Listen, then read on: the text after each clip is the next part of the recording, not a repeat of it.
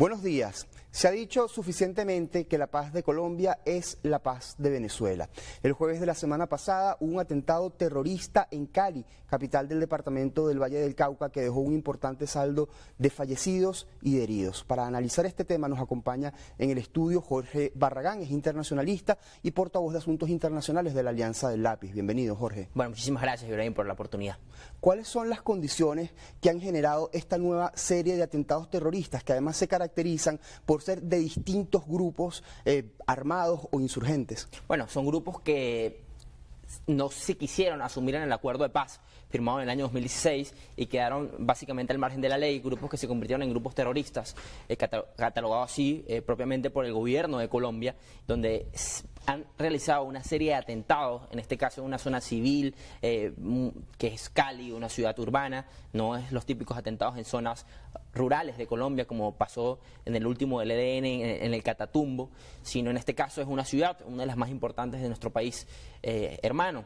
Y en este caso no se han visto tantos atentados desde la firma de ese acuerdo del 2016, o sea, volvimos a tener y aumentar, en este caso, la guerra que hay en Colombia, en este caso los grupos insurgentes, los grupos armados que controlan parte de la gran mayoría de negocios ilícitos. Vimos hace un estudio del Financial Times cómo Colombia aumentó, en este caso, la producción de cocaína a un 40%, y eso ha hecho que estos grupos estén peleando por territorio y que estén en un claro conflicto contra el Estado colombiano. Lamentablemente vuelve a haber otra escalada del conflicto en Colombia y se pone en duda la posibilidad o lo que fue la promesa política, en este caso el presidente Gustavo Petro, de la paz total, ¿no? Que fue una de las grandes promesas de campaña, en medio de un escenario de mucha convulsión por lo que fue, en este caso, el asesinato del ex candidato presidencial Miguel Uribe, que estaba participando en estas primarias del Partido Centro Democrático, de ese ex precandidato presidencial, que es también asesinado por un grupo insurgente que no se pliega a los acuerdos de paz del 2016, sino que quedan actividades delictivas, y todo pareciera indicar que es el grupo que se hace denominar la segunda Marquetalia, en ese mismo sentido. También vimos cómo ese atentado se da también en medio del proceso de investigación y de juicio al expresidente Álvaro Uribe y de sentencia con el expresidente. Entonces hay un proceso de Colombia bastante fuerte, de combustión otra vez, de crisis, en ese mismo sentido, llegando a un proceso de precampaña presidencial por las elecciones que se van a celebrar el próximo año. El presidente Gustavo Petro ha insistido mucho en la necesidad de coordinar acciones con el Estado venezolano para neutralizar a grupos insurgentes que, según datos de inteligencia colombiana, transitan entre ambos países. Nos referimos al ELN, el Ejército de Liberación Nacional, que si bien no se responsabilizó por el atentado en Cali, ha cometido otros atentados. Sí, de hecho los que se hicieron responsables al parecer del atentado en Cali y el otro atentado también hacia el helicóptero que existió en Colombia fue este grupo de la FARC, que se va a la disidencia, a la segunda Marquetalia, fueron y el Clan del Golfo, ¿no? Que son grupos básicamente criminales, que al final lo que están buscando es el negocio del narcotráfico, ¿no? Es por lo que están peleando. En este caso el presidente Gustavo Petro decía y comentaba en una locución presidencial en Colombia la posibilidad de llegar y generar acuerdos, en este caso de cooperación militar entre Colombia y Venezuela, para intentar detener a grupos insurgentes que puedan estar merodeando en nuestro territorio. Entendemos que las fronteras de Colombia y de Venezuela son muy porosas, una gran cantidad de territorio que permite que estos grupos puedan llegar a estar en zonas rurales, donde no llega ningún tipo de actividad económica, y al final ellos tratan de generar actividad económica a través del tema del narcotráfico. De hecho, en ese mismo artículo de Financial Times destaca un poco cómo han utilizado lo que es la Amazonia que compartimos en Perú, Bolivia, Brasil, Colombia y Venezuela, cómo han utilizado la Amazonia para, en este caso los Amazonas, para poder llegar y a través de los ríos, diferentes ríos fluviales, llegar a exportar o llevar la droga hacia Europa, ¿no? Yo creo que falta un poco más de poder tener voluntad para que estas cosas se puedan llegar a realizar entre tanto Colombia como con Venezuela, de poder, en este caso, detener a estos grupos con cooperación. Al final, los involucrados y los afectados terminan siendo personas de nuestros dos países. Este regreso a la inestabilidad política y de seguridad en Colombia podría afectar la popularidad del presidente Gustavo Petro o podría afectar, por ejemplo, digamos, sus aspiraciones electorales? Bueno, hay que ver qué tipo de respuesta le da el presidente Gustavo Petro hacia las acciones que se han cometido en los últimos meses y en las últimas semanas, ¿no?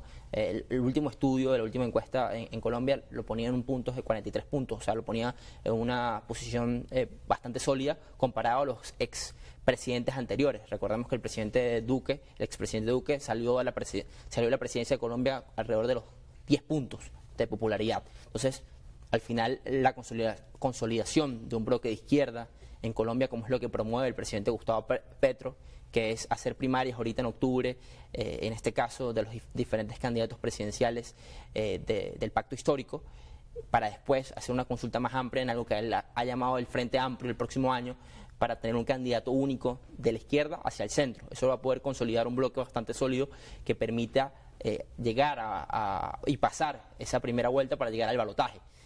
Por otro lado, la derecha todavía no ha terminado de ponerse de acuerdo para conformar un bloque que permita tener un candidato que enfrente al oficialismo. De hecho, hay muchas candidaturas independientes que todavía no están en un bloque, en este caso consolidado, de oposición, por así decirlo. Entonces, ya hay también indicios e intereses del Partido Liberal, el Partido Conservador, en hacer una primaria que involucra a diferentes candidatos. Entonces hay que esperar que esto se vaya desarrollando porque estamos todavía muy temprano, estamos en una época de precampaña, ¿no? Pero sí creemos en este caso que la posibilidad de que el presidente Petro logre colocar a su candidato presidencial a un balotaje es de una alta probabilidad. Es decir, que si las elecciones fueran hoy, ¿qué ocurriría? Si las elecciones fueran hoy, el presidente Petro mete un candidato al balotaje y si hay una dispersión de votos en los candidatos de oposición, podría llegar a dar una sorpresa en ganar en primera vuelta. Recientemente, en el mes de julio, los dos países, Venezuela y Colombia, firmaron un memorando de entendimiento para la creación de una zona económica binacional en la frontera entre los dos países. Con esta inestabilidad política que hay en Colombia, ¿esto sería posible? Sí, sin duda. Al final, el consolidar un comercio formal va a beneficiar, en este caso, las economías de nuestros dos países y al final el comercio formal le quita terreno y le quita espacio a la criminalidad. Entonces es algo muy importante y muy valioso que esto llegue a consolidarse y logre aumentar, en este caso, el comercio binacional entre Colombia y Venezuela. Creemos que es un paso importante en esa misma búsqueda de tratar de que haya una economía estable y consolidar, porque los que se ven afectados son, en este caso, las poblaciones que habitan de un lado y del otro de la frontera, que están mucho en condición de ruralidad. Entonces, que el comercio formal llegue es un paso muy importante y muy valioso también en búsqueda de tratar de consolidar espacios que alejen a la violencia, en este caso, entendiendo que hay que tener también mano dura y orden para poder derrotar a estos grupos armados. Vamos a pasar a otro tema. El día miércoles de la semana pasada, la Asamblea Nacional de Venezuela tuvo una sesión extraordinaria, fue polémica, se manejaron muchísimos temas. Uno de ellos fue proponer un frente amplio contra la narrativa mediática. Lo propuso la diputada Tania Díaz en relación a la presunto aumento de presencia militar de Estados Unidos en aguas del Mar Caribe. No, sin duda. Nosotros creemos que hay que ir en contra de cualquier cosa que atente contra el Estado y contra la nación. Y en este caso la búsqueda de accionar militarmente contra Venezuela es un improperio y una idea muy alejada de lo que puede llegar a ser la realidad. Entonces volvemos otra vez a una política de los Estados Unidos de máxima presión que no ha tenido rédito político, sino todo lo contrario, ha fracasado. Entonces vuelven otra vez el presidente Trump, vuelve otra vez a golpearse con la misma piedra, ¿no? Pero vemos cómo tienen, o hay en su administración, hay tendencias y grupos que tienen posiciones políticas contrarias y ha pasado en diferentes temas, no solamente con la política exterior con respecto a Venezuela, ¿no? Por un lado vemos una negociación, llegan los buques de Chevron a buscar petróleo, un levantamiento y unas licencias para esta empresa petrolera norteamericana, pero por otro lado vemos también cómo siguen con la narrativa de criminalizar al gobierno venezolano para golpearlo políticamente, en este caso. Entonces pareciera que uno responde al electorado interno de la Florida, el secretario de Estado Marco Rubio, golpea, y por otro lado vemos al enviado especial Richard Granell a buscar acuerdos y tratar de entenderse con el gobierno venezolano. Entonces, pareciera un poco distópico o un poco incoherente, pero así más o menos él ha manejado la administración y sus administraciones, tanto la primera como la segunda. Además, los vuelos de deportación se mantienen, para lo cual es necesaria una comunicación fluida entre ambos gobiernos. Entonces, volviendo al tema, ¿hay una campaña mediática para generar algún tipo de resultado político? Me lo responde, por favor, al regreso de la pausa comercial. Nosotros vamos a hacer un muy breve corte, no se aparte de su pantalla, ya venimos.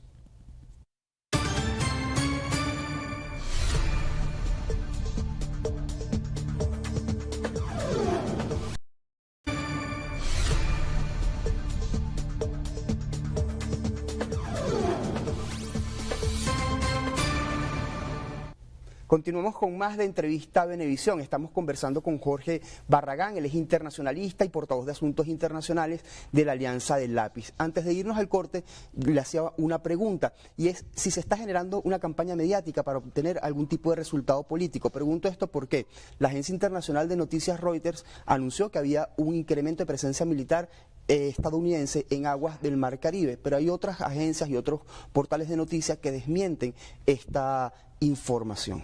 Sí, es una campaña completamente que tenga de un objetivo político por encima de cualquier otra cosa. Recordemos que cualquier tipo de invasión militar en cualquier parte del mundo ha fracasado y ha llevado a los países a generar mayor cantidad de migraciones. En este caso, y una de las cosas que ha afectado o tratado el presidente Trump de detener el flujo de migrantes por parte de la región. Entonces, vemos los casos del Medio Oriente como fracasó en Afganistán, fracasó en Irak en su momento. Entonces, tratar de ejecutar una operación militar en Venezuela es algo impensado, que vemos que no es algo posible, sino es más bien, como comentabas tú mismo, es una operación mediática en búsqueda de que Venezuela o en este caso los venezolanos traten de movilizarse, ¿no?, en contra del gobierno, y eso es algo que tampoco se ve que vaya a ocurrir en ese mismo sentido. Entonces, pareciera que va al mismo fracaso lo que pasó en su primera administración, pero por otro lado vemos un sector de su administración llegando a acuerdos comerciales, volviendo a tener licencias para las empresas petroleras norteamericanas, Chevron buscando petróleo. Entonces, pareciera que es un sinsentido, pero es parte de la forma como el presidente Trump y tanto ha funcionado en su primera administración como ha funcionado en su segunda administración. China, por cierto, se pronunció en contra de esta supuesta presencia militar en aguas del Mar Caribe, y también indicó que rechazaba la injerencia de Estados Unidos en los asuntos de Venezuela. Sin embargo, llama la atención que Rusia, que es un aliado natural de Venezuela, no se haya pronunciado hasta este momento. Bueno, recordemos que está en este momento unos acuerdos o intentos de acuerdos de negociación entre lo que es la guerra entre Rusia y Ucrania, y pareciera que están enfocados hacia allá, ¿no? Entonces, cualquier cosa que genere ruido en la opinión pública, que altere ese proceso de negociación que está trascendental ahorita actualmente en el sistema internacional, de buscar llegar a un acuerdo de la guerra entre Rusia y Ucrania. Entonces, la Cancillería rusa y en este caso la política exterior de Rusia no va a hacer ningún pronunciamiento que altere o genere ruido a este proceso de negociación que está andando. Vamos a pasar a otro tema. Recientemente hubo la primera vuelta de elecciones en Bolivia. El MAS, el Movimiento del Socialismo, que era el partido de gobierno del presidente Evo Morales, que había estado en el poder por 20 años, había ganado las últimas, 4 elecciones. Obtuvo solamente 3,14% de los votos. ¿Qué ocurrió allí? ¿Qué está pasando? Sí, bueno, la verdad, si lo vemos en un bloque global, ¿no? Si sumamos, porque el expresidente Evo Morales llamó al voto nulo, si sumamos un porcentaje de esos votos nulos, que normalmente el voto nulo en Bolivia es alrededor del 3-4 puntos, el voto nulo sacó 20 puntos, pongámosle 16 puntos, en este caso que llevó Evo Morales hacia allá, sumamos los votos del MAS, partido que era del expresidente Evo Morales, pero la división entre el presidente actual Luis Arce y el expresidente Evo Morales lleva a que hayan 2 candidatos de izquierda, el otro es Andrónico Rodríguez. Entonces, si sumamos a todos esos puntos de la izquierda, llegaríamos a un 25-24 puntos. Evidentemente, la dispersión y la división de la izquierda en Bolivia lleva a que no tengan un candidato para el balotaje. Eso hace que, en este caso, el expresidente Tuto Quiroga se consolide para el balotaje, pero la sorpresa termina siendo el gran favorito para ganar la presidencia de Bolivia, que es en este caso Jaime Paz, hijo del expresidente boliviano. con una larga tradición política, con un candidato a vicepresidente, un binomio, que es Hetman Lara, el capitán Lara, que fue un fenómeno en redes sociales. Eso llevó a que hoy pareciera ser la suerte de favorito para llevarse el resultado electoral en esta segunda vuelta, ¿no? En este balotaje. Pero bueno, en este caso es por primera vez en Bolivia, después de casi 20 años, va a haber un presidente de centro derecha, y va a haber un cambio político, porque bueno, lo que era la consolidación del partido MAS durante toda esta época terminó siendo una debacle para esta elección, cosa que para recomponer tiene que una serie de retos por delante que deben tener ellos a lo interno. Pero bueno, va a haber un viraje que, como te comentaba, Latinoamérica siempre constantemente está como un péndulo de izquierda a derecha, y por primera vez en Bolivia va a haber un gobierno que no represente a esa izquierda histórica boliviana.